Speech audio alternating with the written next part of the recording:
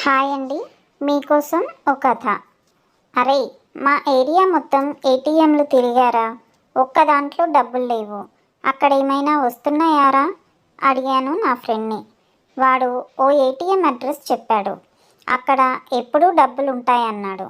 ఆటోలో ఆ అడ్రస్కి వెళ్ళాను. ఏటీఎంలో డబ్బులు డ్రా చేసుకొని అలా రోడ్డు మీద వెళ్తున్నాను. రోడ్డుకి ఇరువైపులా పెద్ద పెద్ద గేట్లు, ప్రహారీ గోడలతో విశాలమైన స్థలాల్లో కోటల్లా ఉన్నాయి బంగ్లాలు. ఉన్నట్టుండి ఓ బంగ్లాలో నుండి పెద్ద అరుపు వినపడింది. ఆ బంగ్లా దగ్గరికి వెళ్ళాను. గేటు తెరిచి ఉంది. గేటు బయటే నిలబడి లోపలికి చూశా.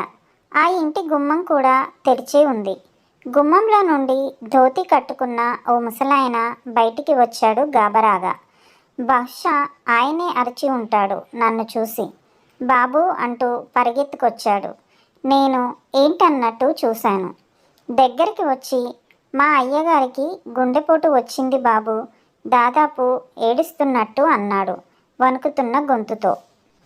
నాకు చెప్పగానే సందేహం వచ్చి ఇంట్లో ఎవరూ లేరా అని అడిగాను.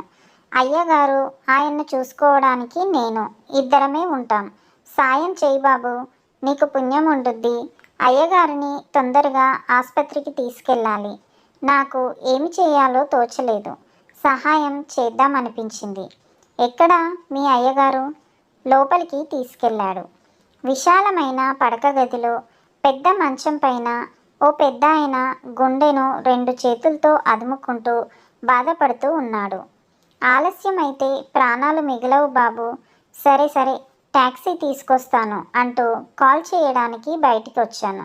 సిగ్నల్ లేకపోవడంతో గేటు దాటి రోడ్డు మీదకు వచ్చేశాను. చాలాసేపటికి కాల్ రింగ్ అయింది.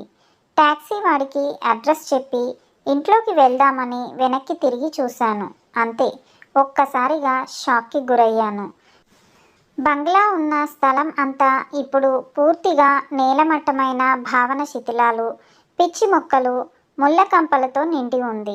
ఇదంతా కళా నిజమా అని తేల్చుకోలేక ఎంతసేపు అలా అక్కడే నిలబడిపోయానో నాకే తెలీదు. హలో సార్ అనే పిలుపుతో ఈ లోకంలోకి వచ్చాను. నా మొబైల్ మోగుతూ ఉంది. ట్యాక్సీ డ్రైవర్ నుండి కాల్. పక్కనే ట్యాక్సీ ఆగి ఉంది. నా మొబైల్ మోగడంతో కాల్ కట్ చేసి కన్ఫర్మ్ చేసుకుని, ఈ అడ్రస్కి ట్యాక్సీ బుక్ చేశారు, అది మీరే కదా సార్ అన్నాడు ట్యాక్సీ డ్రైవర్. అవును. రండి సార్, త్వరగా ఎక్కండి. ముందే ఈ చోటు అంత మంచిది కాదు. అతని మాటలు నాకు బుర్రకెక్కడం లేదు. మస్తిష్కం నిండా ఆ బంగ్లా, ధోతి ముసలాయన, పెద్దాయన ఆలోచనలే. ఇక్కడ బంగ్లా కనబడుతుందా నీకు? నేను చూస్తున్న నేలమట్టమైన బంగ్లా నిజమా కాదా అన్న అనుమానంతో అడిగాను ట్యాక్సీలో కూర్చుంటూ. బంగ్లానా? ఎక్కడ సార్? అతనికి చేత్తో చూపించాను. అతను ఈ ఏరియా మంచిది కాదు అని ఎందుకు అన్నాడో దానికి వత్తాసుగా నేను అడగటమే తడవుగా అన్నట్టు, మొత్తం కూలిపోయిన బంగ్లా ఉంది కదా సార్, దాన్నే అడుగుతున్నారా? ఇప్పుడు కాదు కానీ ఒకప్పుడు ఉండేది అక్కడ బంగ్లా. అప్పట్లో ఆ ఇంటి యజమాని గుండెపోటుతో చనిపోయాడు. ఒక పనివాడు ఉండేవాడు ఆయనకి. యజమాని పోగానే పనివాడు కూడా ఆయన మీద బెంగతో చనిపోయాడు వారం రోజుల్లోనే. యజమాని పిల్లలు ఫారిన్లో ఉంటారు. ఎవరూ ఆ బంగ్లాని పట్టించుకోకపోవడంతో అది కూలిపోయింది. చెప్పి, ఎందుకు సార్ ఆ బంగ్లా గురించి అడుగుతున్నారు అన్నాడు ట్యాక్సీ డ్రైవర్. ఏం లేదు, పరధ్యానంగా అన్నాను. మీకు కూడా ఆ బంగ్లా ముసలాల్లో కనిపించలేదు కదా అన్నాడు. బహుశా నా వాలకం చూసేమో. నీకెలా తెలుసు? నాకే కాదు సార్, ఈ ఏరియాలో ఉండే వాళ్ళందరికీ తెలుసు ఆ బంగ్లా, ఆ పనివాడు, అతని అయ్యగారి గురించి. అయోమయంగా డ్రైవర్ వైపు చూశాను. అవును సార్, మిట్ట మధ్యాహ్నం ఈ దారిన ఒంటరిగా వెళ్ళే వాళ్ళకి ఆ బంగ్లా కనబడడం, అందులో నుండి పనివాడు పరిగెత్తుకుంటూ రావడం, వాళ్ళ అయ్యగారి గురించి చెప్పడం, లోపల ఇంకో దెయ్యం గుండెపోటుతో బాధపడుతుండడం, వెళ్ళిన వాళ్ళు బయటికి రాగానే బంగ్లా మాయమైపోవడం జరుగుతూ ఉంటుంది. అందుకే ఎవరు కాలినడకన ఈ రోడ్డులో వెళ్ళరు ఈ టైంలో. మీరు ఈ అడ్రస్ చెప్తే నేను కూడా అనుమానంతోనే వచ్చాను, మీరు కరెక్ట్ అడ్రస్ చెప్పారా లేదా అని.